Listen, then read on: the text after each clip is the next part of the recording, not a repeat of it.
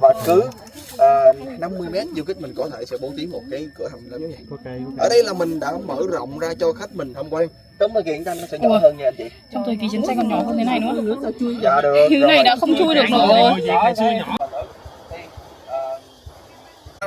Rồi đầu tiên là mình sẽ ngồi xuống trước và cho hai chân vào trước nha. Mình không nhảy thẳng xuống, cũng không có cắm đầu xuống trước nha. Rồi. Cắm đầu rồi, tự tử ấy. Rồi mình ngồi xuống trước vậy, cảm thấy an toàn. Bắt đầu mình chống tay xuống ha. Rồi. Thì khi người du kích cuối cùng xuống á, họ sẽ kéo lá xung quanh lại, giống như vậy. Và họ sẽ làm rất là kỹ và rất là nhanh nha các bạn. Đó. Rồi tiếp theo sẽ ngụy trang lá bên trên phần nắp này. Đây. Và sau khi đầu mình xuống á, mình sẽ đỡ phần nắp này lên. Bên dưới này nó sẽ có hai cái tay cầm nha các bạn. Mình giữ vào hai phần tay cầm bên dưới này. Đó, mình sẽ không có bị kẹt tay. Và giơ thẳng tay lên như vậy thì phần vai mình nó sẽ nhỏ, nó thon lại, lên xuống dễ dàng. Còn mình bỏ xuống là sẽ không lên xuống được nha. Rồi chào tạm biệt các bạn, em đi trước nha.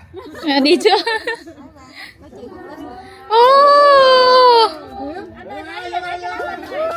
Rồi khi lên thì mình cũng giơ tay lên, giơ tay nè.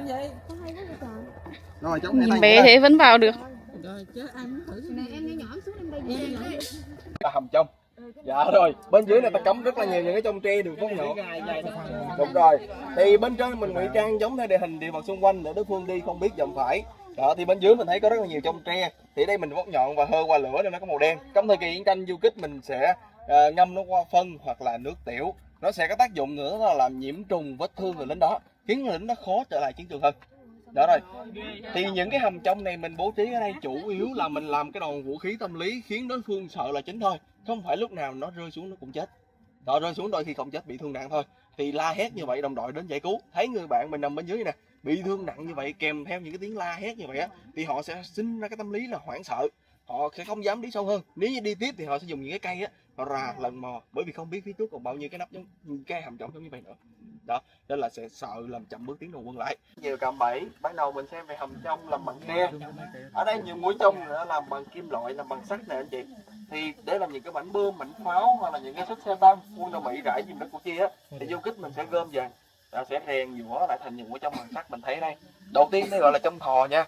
Khi cài đặt thì 4 mũi trong này được ẩn vào phía bên trong. Thì lúc đấy làm mô hình là làm chính xác á, nó sẽ chính xác hơn. Còn này là mô hình mình làm cho khách tham quan không chính xác được. Rồi, thì khi đối phương đi không biết dặm phải nè, mình xem nha anh chị. Đây ạ. 4 mũi trong nó sẽ từ 4 hướng nó phóng ra, nó sẽ găm vào chân người lính đó. Mà bị kẹp đứng ở đây không thể di chuyển được, cũng không thể rút những mũi trong này ra được.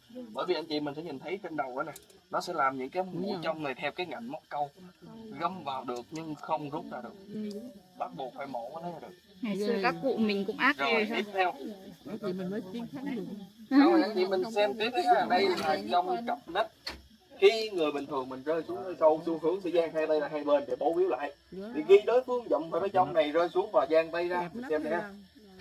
Những mũi trong nó sẽ bật lên bên trên như vậy, nó sẽ cọc vào hai bên nách người lính đó. Đó, một cái cảm giác rất là nhức nách nha.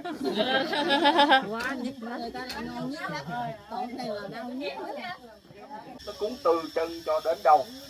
Đây mình có thể gọi là trong massage toàn thân. Việt Nam mình cũng ít rồi trong cánh cửa làm giống cánh cửa sổ nhà người dân, bên trên mình cắm những mũi trong đàn chéo giống vậy. Đó, thì khi đối phương dậm phải thì cửa nó sẽ mở ra. Chân sẽ bị kẹp lại, không lấy lên được cũng không bỏ xuống được. Thấy á. Rồi thì cài đặt nó sẽ giống như miệng ngâu cá sấu mở chờ sẵn giống như vậy. Thì khi người lính Mỹ họ dậm phải thì ghế sẽ xếp như vậy. Và càng nặng sẽ càng bị kẹp chặt nha anh chị. Đó. Thứ này đây gọi là trong bọc, thì giống như trong thò. Bên trên là sẽ ngụy trang. Đối phương khi mà họ đi họ dậm phải, chân của họ sẽ bị trượt trên những mũi trong bên trên. Mũi trong ở giữa này đâm xuyên qua lòng bàn chân. Người lính khi họ rút chân lên thì những mũi trong bên trên nó giữ lại không cho lấy lên luôn. Đó. Thì khi bất kỳ người lính Mỹ nào dậm phải, du kích mình tặng luôn cho người lính đó cái bẫy trong này, mang về nhà làm kỷ niệm. Đây gọi là trong kỷ niệm ạ. Thăng bằng hai đầu lại. Thì cái đối phương dậm phải đầu này hoặc đầu kia, đầu lại nó sẽ bật lên. Nó sẽ đập vào lưng, vào mặt, vào đầu tùy theo độ cao cũng như là tư thế người lính nó ngã xuống đây như thế nào. Nên là khi mình làm những bẫy trong này nè, và đây gọi là trong bộ. Đó thì tiếng Anh nó gọi là door trap á, trong ở cửa đó. Rồi thì khi đây tin đối phương càng đến du kích mình sẽ đóng cửa lại ha. Rồi giác trong là thì khi mà đến thấy nhà này đóng cửa thì sẽ dùng súng đập cửa, dùng chân đá cửa xong rồi. Như vậy thì cửa nó sẽ mở ra và trong thì cho nó sẽ bổ như thế này. Đó. Đó rồi. có để lấy không khí lên xuống hệ thống thủy đạo. Bởi vì bên dưới đó sẽ rất là ngột ngạt và bí bức, nên là mình phải cần bố trí rất nhiều những lỗ thông hơi như vậy. 10 đến 15 mét sẽ có một cái. Bên trên thì tùy theo nơi mà mình ngụy trang. Nơi đây nhiều gò mối thì du kích mình ngụy trang nó thành cái gò mối, nhiều hốc cây thì mình ngụy trang thành hốc cây. Đó rồi. Thì để chống lại cái việc mà đối phương nó sử dụng chó nghiệp vụ để nó đánh hơi những cái lỗ thông hơi này, thì du kích mình sử dụng những biện pháp rất là đơn giản. Đầu tiên, cách đơn giản nhất mà ai cũng có thể, đó là tiêu và ớt khô. Mình giả nhuyễn ra rải xung quanh này và chỉ có tiêu và ớt khô thôi, không có kèm theo riềng, mẻ hay lá mơ. Chỉ có tiêu và ớt khô thôi nha. Mình giả nhuyễn ra rải xung quanh thì khi chó đánh hơi phải nó sẽ bị sặc, nó bỏ đi. Nhưng mà khi nó sặc như vậy thì người lính Mỹ họ sẽ xin ngay ở vị trí này. Đó thì họ sẽ dỡ ra thấy hệ thống thủy đạo, hoặc là sau khi trời mưa xong á thì những cái lớp mà tiêu ớt á nó cũng bị trôi đi mất. Đó là du kích mình sử dụng một biện pháp khác tối ưu hơn. Lâm mình sử dụng quân tư trang quân đội Mỹ, nón, quần áo, giày dép, xà bông xà phòng. Mình cắt nhỏ ra rải xung quanh này, ngụy trang lại luôn. Và đặc biệt nếu như có xà bông xà phòng mình cho vào trong những cái lỗ thông hơi này, thì khi con chó đến hơi nó chỉ ngửi được cái mùi lính Mỹ thôi. Đó, nó tưởng đây là chủ nó quen quá mà nó sẽ bỏ đi, nó không sủa lên. An toàn nó sẽ không dưới mày. Mình sẽ thấy con chó nó cũng rất là thông minh, nhưng mà du kích mình cũng rất là thông minh ha. Đó. Mình mà đi về mà mình thấy con chó mình nhà mình á mà nó ngửi mình xong rồi mà nó sủa, tức là nó có cái mùi khác nó quen hơn đó nha anh chị.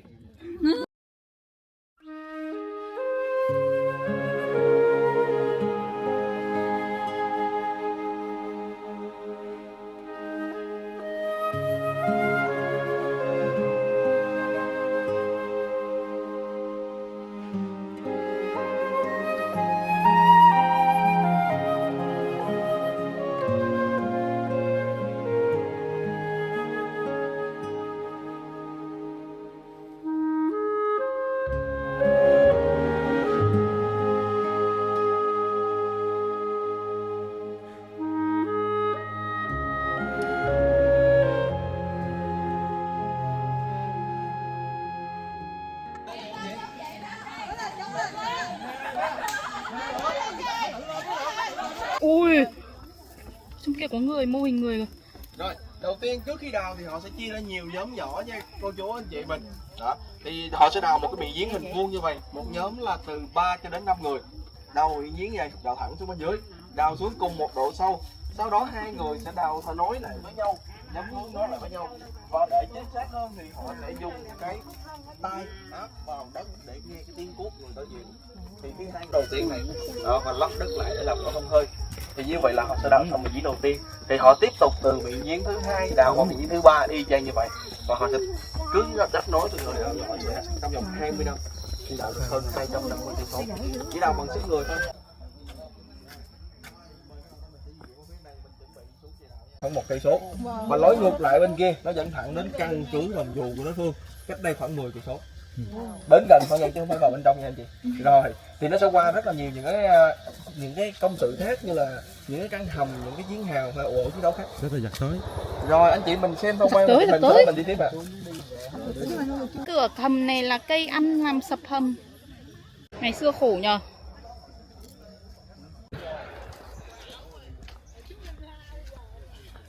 Đi cũng được, cái đứa nào đi cũng được không? Dạ mình chuẩn bị đi vào lòng đất. Thì trong bên dưới địa đạo này nè đã được mở rộng ra, lắp đèn, lắp quạt thông hơi cho du khách mình tham quan, có máy lạnh 5 sao, lắp wifi. Nhưng mà đi bên dưới mình sẽ không đi thẳng như vậy được, mình sẽ phải đi lơm khơm giống như vậy nha anh chị. Rồi thì trong đoàn mình khuyến cáo là những anh chị nào có bệnh như là tim mạch, hen suyễn hay là đau nhức xương khớp gì đó, là sợ nơi tới tâm chật hẹp thì mình sẽ không nên đi xuống dưới. Cảm thấy không khỏe trong người thì mình không nên xuống. Còn nếu anh chị mình cảm thấy khỏe thì cứ theo em trải nghiệm 20 m. Nếu mình cảm thấy khỏe mình muốn đi tiếp thì đi tiếp 40. Còn nếu như mà hơi mệt rồi thì mình đi lên. Ôi cái này lỗ này bé tí. Em ngất thì anh đỡ em lên nhé. Không có được đâu. Rồi mời lòng rồi mình ra. Cái gì đấy. Cái gì?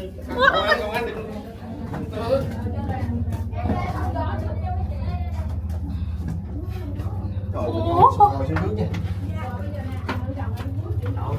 Ngồi xuống trước ạ. Mấy mình ngồi xuống đây đi. Cả nhà ơi. Wow. Éo ơi cho mày tối quá chả nhìn thấy cái gì cả. Mình cứ từ từ đi thẳng thôi.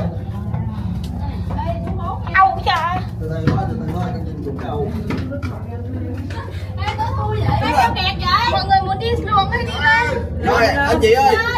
Dạ rồi, ai muốn đi lên thì mình rẽ tay cái, ai muốn đi tiếp thì đi thẳng theo em nha. Em chẳng nhìn thấy cái gì cả tối lắm. À em thấy rồi.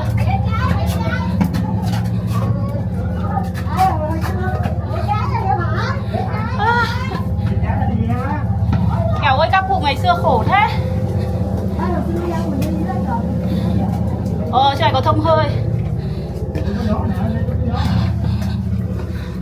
Trốn không anh ơi, anh đừng ngược nha. Trốn, sao vậy? Anh có đi chứ? Anh ơi, Anh nhắc tới rồi. thôi em đi lên. Anh tính đi mà tự em lên thì anh đi không được luôn.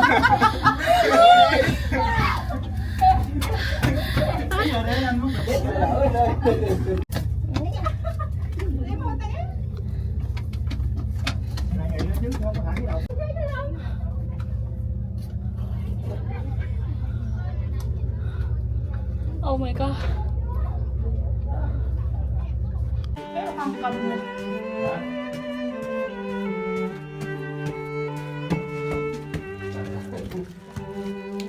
Đi đi thở quay.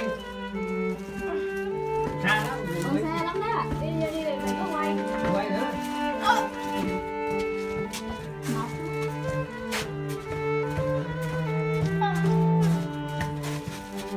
Trời ơi, ngộp quá đi.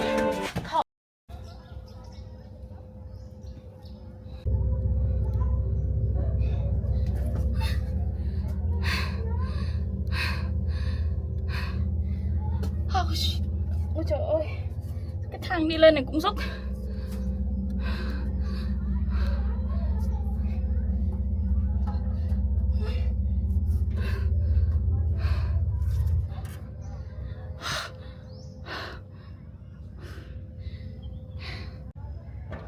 Không được đi chân được cái mệt hơn.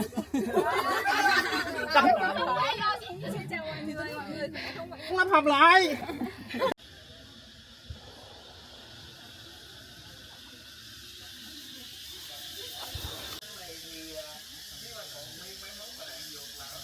Thì nội dung kích của chi mình á bị nổ và đứt xích, nó không di chuyển được nữa.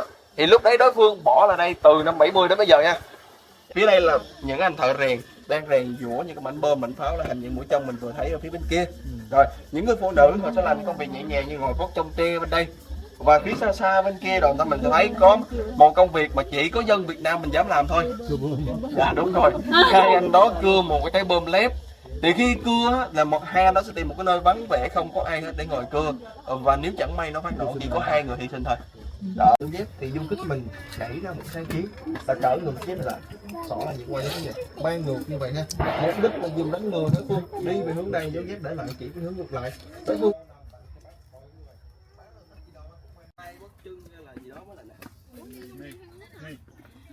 Đây là hầm Quân Ni.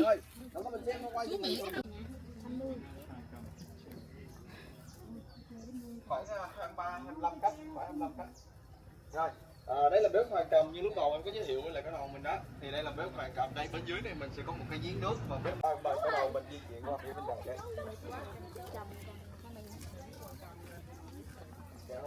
Cái bom mà rớt đâm xuống sâu á là cái bom khác, còn bom B52 khi nó rớt xuống đụng mặt đất nó sẽ nổ. Giờ nghiên cứu nó đâu nổ trên mặt đất, nổ xích trên đó. Bên đây, nước này trắng da dài tóc nè. Mình đứng phía trước, đứng phía sau ướt. Để là nhìn dấu biết là mày là hồng cũng dạy Thế đó.